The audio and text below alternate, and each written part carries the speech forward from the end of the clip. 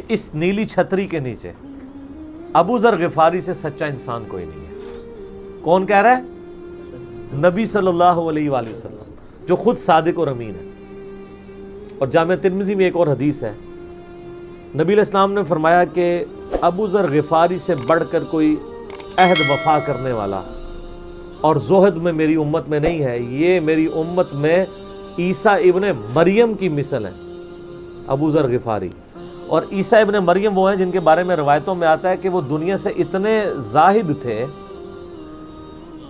کہ وہ برتن میں پانی بھی نہیں پیتے تھے، وہ کہتے تھے یہ بھی دنیا کا مال ہے، اپنے ہاتھوں میں پانی پیا کرتے تھے، یعنی دنیا کو 3 طلاقیں دی ہوئی تھی۔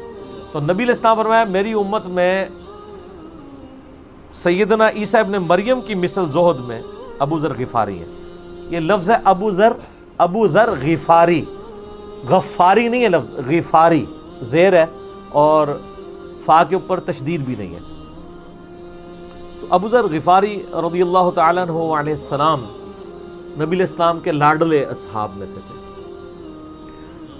صحیح بخاری میں ان کے قبول اسلام کا پورا واقعہ موجود ہے۔ ان تک جب دعوت پہنچی کہ اس طرح ایک پیغمبر آئے ہیں مکے کی سرزمین میں جنہوں نے دعوی نبوت کیا، تو یہ انہوں نے پہلے اپنے بھائی کو بھیجا کہ خیر خبر لے کے آؤ، تو انہوں نے بتایا ہاں اس طرح ایک شخص ہے۔ پھر یہ خود رخت سفر باندھ کے نبی صلی اللہ علیہ وآلہ وسلم کی خدمت میں حاضر ہوئے مکہ شریف میں۔ تو صحیح بخاری میں آتا ہے کہ یہ گئے، یعنی مکہ شریف میں اب ڈر بھی رہے تھے، میں کیونکہ ان کو پتا تھا کہ نبی علیہ السلام کی مخالفت بھی بہت زیادہ ہے، کہ اگر میں کسی سے نبی علیہ السلام کے بارے میں پوچھا تو ہو سکتا ہے میرے ساتھ کوئی ایسی ایکٹیویٹی پرفارم نہ کر دے۔ تو یہ حرم مکہ میں انہوں نے ڈیرا ڈال لیا، اور کہتے ہیں میں جتنے دن وہاں رہا نا تو آب زمزم ہی پیتا تھا جب میری کھجوریں ختم ہو گئی۔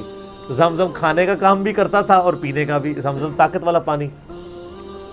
تو کہتے ہیں سب سے پہلے میری جس شخص سے ملاقات ہوئی وہ سیدنا علی ابن ابی طالب تھے رضی اللہ تعالیٰ عنہ علیہ السلام۔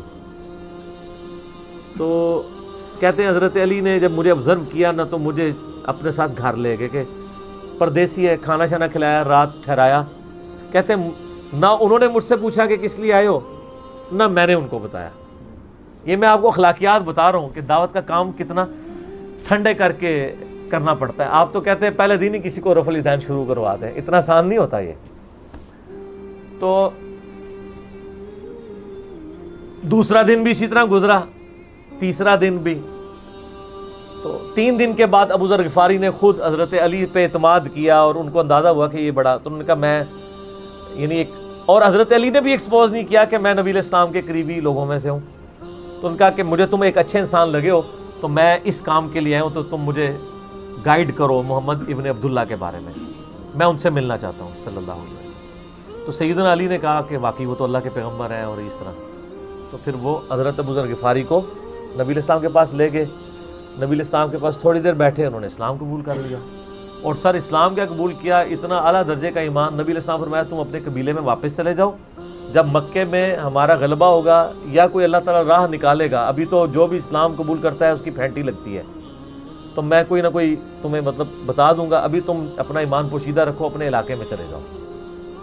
ان کا یا رسول اللہ ایسے نہیں ہو سکتا۔ وہ جناب آگے مکے خانہ کعبے کے اندر آ کے انہوں نے کہا میں گواہی دیتا ہوں کہ اللہ ایک ہے اور محمد صلی اللہ علیہ وسلم اس کے رسول ہیں۔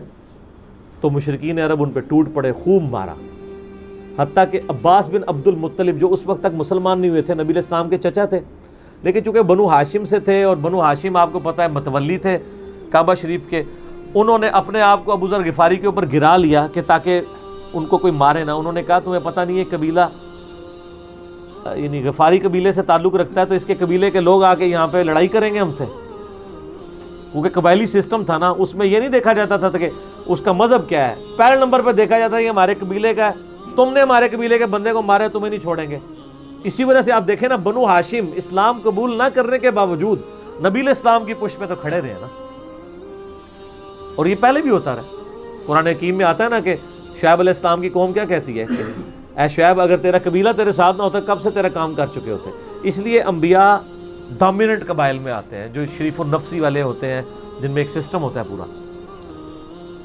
تو اور پھر جو ہے نا وہ اگلے دن پھر ابو ذر غفاری نے اس طرح کلمہ پڑھا, پھر ان کی پٹائی ہوئی, پھر حضرت عباس نے ان کو بچایا اور پھر وہاں سے یعنی وہ چلے گئے.